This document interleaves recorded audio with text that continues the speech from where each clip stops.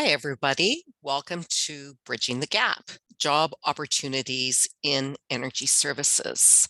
This is the first recorded session in a series of 3 for the Job Seeker Information Series. My name is Cheryl Knight, and I'm a consultant for careers in energy, and I'm happy to be working with you on recorded session number 1. This is about the energy services sector and its jobs, qualifications, and the work environment. This has come to you with the support of the province of Alberta, working in partnership with the Government of Canada to provide employment support services and programs. Let's go into our agenda. So the first thing that I'll cover is about the energy services sector. Here we'll go into the structure of the sector, the activities that are involved, and then talk about the workplace culture in the sector. You may not be aware that energy services is the largest employer in oil and gas. So there are plenty of opportunities, especially now. So the second section gets us into exactly what those opportunities are. So what are the jobs? What are their qualifications? And what is the work environment? And this is intended to help you to decide if energy services is a fit for you. Next, we'll go into transferable skills. The key point there is even if you don't have oil and gas experience, you may have skills that are transferable to energy services. Thirdly, I'd like to talk about the interpersonal and communication skills that are required in the sector. It's more important than people would think, and we're going to spend a fair amount of time on that. And then lastly, I will leave you with some resources to support your career search. And again, that's to help you to better understand the sector and its requirements and really determine if it's a fit for you. And the reason that we're putting so much emphasis on resources is that we've heard from employers that they really respect people who have done their own market research. And so our tip for you is that that's a key way for you to differentiate yourself. Okay. First section, all about energy services and its job opportunities, starting with an overview of the sector. The activities in the energy services sector are essentially to provide drilling and services and supply of materials and equipment, as well as manufacturing for the oil and gas sector, as well as other sectors in the energy industry. This means that energy services uses specialized equipment and needs skills across a very broad life cycle of the oil and gas industry. Leading edge processes and technology are employed when you look across the life cycle or value chain of the sector. And you can see with these horizontal bars that there are a varied types of services that are involved. So that really means to you that within energy services, there's firstly a broad range of companies. That's important, small companies, large companies, but that leads to a broad range of jobs. So on this slide, we have a number of links, and obviously I know that you can't click on the links now. So at the end of the presentation, we will show you where to go to get access to this presentation and the links.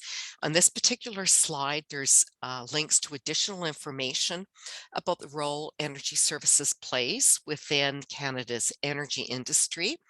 And then we've listed the 3 associations in energy services where you can go and find specific information about the sectors that they represent. Okay, let's talk about workplace culture.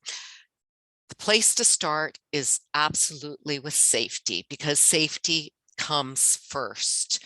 So what you'll find throughout the energy industry, and also in energy services, is that safety is a key aspect of the on-the-job work practices in the culture. So what I'm trying to convey here is there are common cultural aspects in energy services as well as other aspects of the energy industry. But also, as you learn about companies, you'll find that companies are also communicating what their culture is like. So with respect to safety, everyone that works in energy services is responsible for safety. And that means intervening to protect yourself and your coworkers. So this will require you to be knowledgeable, confident, and to communicate well. As well, with safety, you will be required to take pre-employment testing for alcohol and drugs. Second aspect of workplace culture I'd like to reinforce is the prevalence of technology and mechanical know-how in energy services. So energy services uses advanced technologies in the use of equipment and tools and the monitoring and gathering of data. Um, in addition to that, this services sector also is highly reliant on mechanics. In addition to digitization, it's reliant on mechanical skills. So if you have both of these or one of these, that will be really, really helpful. Continuous improvement and teamwork. Energy services is a sector that values innovation. And that means you will work with people that will demonstrate a keen interest in problem solving and finding better ways to do their work. So that means the more that you can demonstrate a can-do attitude, the more you'll fit in. With respect to teamwork, you'll be exposed to teamwork on the job, but also in the living arrangements, because energy services often requires you to work and live away from home in a shared environment. So this requires a reliance on your communication skills. Support for diversity and inclusion. More and more energy services is demonstrating a commitment to diversity and inclusion. So you'll often find that companies have a designated company contact that's responsible for diversity and inclusion programs and to communicate the commitment to D&I in the workplace. So there will be formal programs that make diversity and inclusion a part of the culture and ensure that all workers have the skills needed to reinforce it throughout their work. And then lastly, attitude is key. This involves an openness to learning and taking and sometimes giving feedback.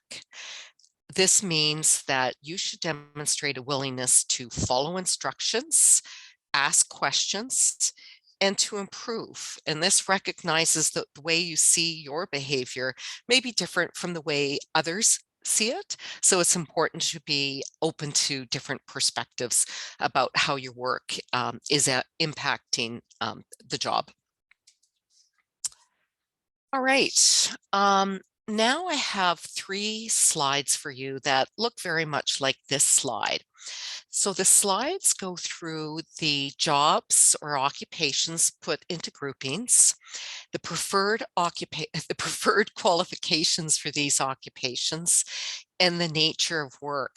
So we've broken down the occupations, as I've mentioned, into common groupings, which have common preferred qualifications and similar nature of work or work environments that you should be familiar with and will be exposed to once on the job. So there's a lot of detail here. So this is one place where I'd really urge you to get the slides and look at them more carefully. But let's point out a few of the similarities. So looking at preferred qualifications in the center column, you're going to see driver's license all over the place. So driver's license is, I would say, important for each and every job in energy services, as well as other certifications that can be similar or different depending on the occupation. Looking at nature of work in the third column, you'll see outdoors, physical labor, safety sensitive, of course, travel, shift work, and rotational assignments. So rotational assignments means you go out to work for 10, 12, even 14 days at a time and stay in camps or other worker provided accommodations. Let's go to the second slide, and you'll see again, for the occupational groupings, similar qualifications and work environment descriptions, until you go to the bottom one here. So when you look at manufacturing, manufacturing is a little bit different. In the work environment, maybe in the preferred qualifications, but you're going to see more similarities in the qualifications. The work environment for manufacturing of equipment that energy services provides to the energy sector is done in indoor manufacturing facilities. So that means the requirement to work outdoors isn't there, but you may, as a field technician, still need to travel to the field on occasion. And the last slide gets into jobs that require more formal post-secondary education for qualifications. And of course, with these jobs, such as engineers and technicians in environmental occupations and head office occupations, the work is very often in a head office in a larger location such as Edmonton, Calgary, maybe Red Deer, with some travel to the field. So I hope you'll look more carefully at these slides. So to round out the jobs and qualifications and work environment information, we have a pretty good list of the safety certifications that are required for many jobs. So not necessarily all these certifications, but they are definitely very, very common ones.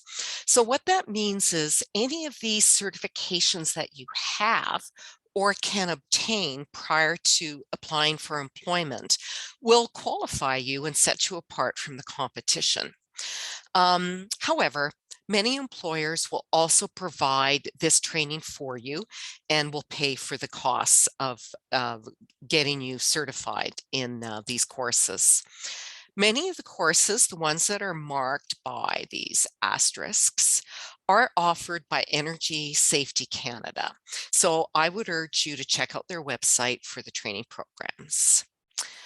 And lastly, the other qualification or proficiency area that I would like to point out is the importance of proficiency in English, that's spoken, written, and reading.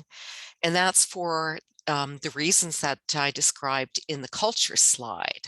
So for safety reasons, so being able to share safety information, read about it, and communicate your observations. And this just emphasizes the important role that communication plays. And just because it's such a highly team-oriented environment, speaking English is very important as well, not to mention that in some work sites, it can be really loud. So being easily understood in English is important. Finally, I'd like to tell you where the work happens. And the interesting thing about energy services is the work occurs all over the place. So the way that you'll get to these places will vary. So for some jobs, there's the option to live in a hub city like Edmonton, Calgary, Red Deer, for example, and for you to travel to where the work is occurring from the hub on rotational assignments. So that means staying in camps or company provided accommodations. So in the case that you're working and traveling from a hub, there will be financial support for these costs. For some jobs, however, the employer will prefer that you live closer to the work. So to the extent that you're able to relocate to one of these sectors, that may help you to qualify. So getting to the transferable skills item that I referred to into the introduction.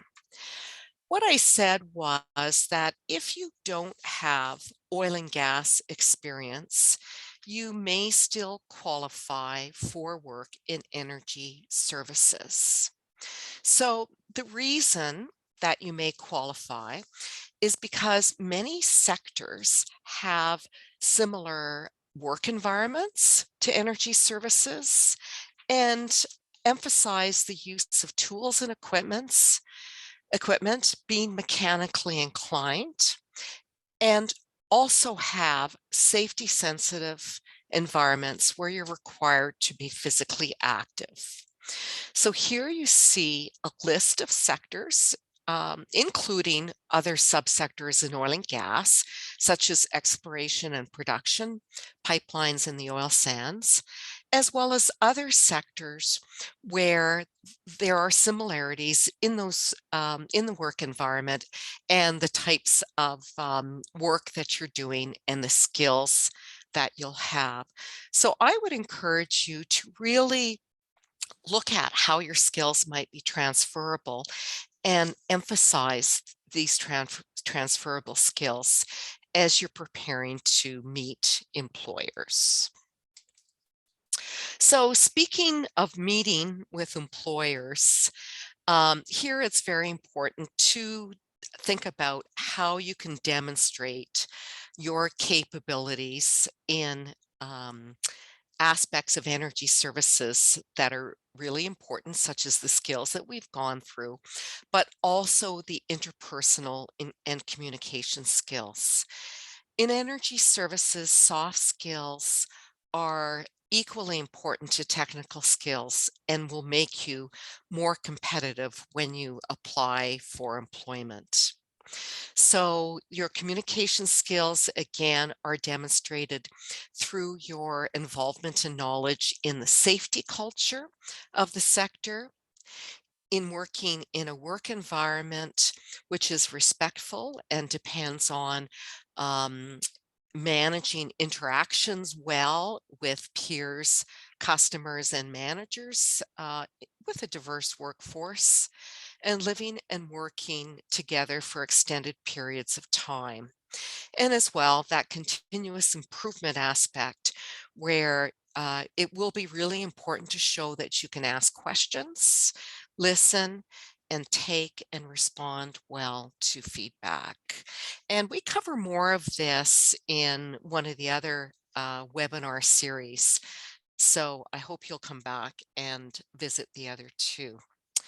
So with that, I'm going into the closure slides, and here I'm really sharing resources for you. So the first thing that we'd like you to do, if you haven't already, is to take the job seeker survey. And there's a QR code here that you can take your camera out and scan it, and then the survey will pop up. The reason that we want you to take the survey is that it's an opportunity for you to share information about you, the talent in Alberta, about the skills that you have and your availability for employment. This is really important information that employers are interested in learning about. So our role is to aggregate the information that you share through the survey and share it with employers. And that will enable us to make better matches between you and other representatives of our skilled talent in Alberta with the employers so that they're aware of what to expect when they come to the hiring events. Secondly, in order to access this PowerPoint and the links that we've shared, go to careersandenergy.ca and go to the Bridging the Gap news program, Bridging the Gap program in the news section of the website. And here you'll get access to those links and you can sign up for notifications about the hiring events. And finally, I have 3 slides of resources for you that are grouped into categories. And again, you need to go to careersandenergy.ca to get access to these links. So the resources cover job opportunity, skills, and qualifications required in the sector. And, these have all been highlighted in this webinar, but will provide you again with the opportunity to do your own market research to assess if you are a fit for energy services and to prepare yourself for those interactions with employers. The second category gives you more information about who is hiring. And the third area is about where you can find information on training. So that includes Energy Safety Canada training and that driver's training that's so important for you to get your Class 5 driver's license or hopefully other levels of driver's license if you can do so. So with that, we've completed about energy services and jobs, qualifications in the work environment. I invite you to come and listen to webinars number 2 and 3 in this job seeker information series. Number 2 is about how you can make the most of your career in energy services and covers career path information in the sector, the benefits of working in the sector, and how best to make the work environment work for you, including rotational assignments and living in camps. The third is preparing for hiring fairs. So in order to prepare for hiring fairs, we provided you information on how to do your own market research, which includes developing your brand, and that's developing yourself as a marketing tool for meeting employers, developing your resume and application, presenting yourself to employers, what to expect about the hiring process in energy services, and more resources to assist you with your job search. So with that, I would very much like to thank you for participating in this webinar in our series of webinars for you. This was number 1. And thank you. And I look forward to seeing you in webinar number 2 and number 3.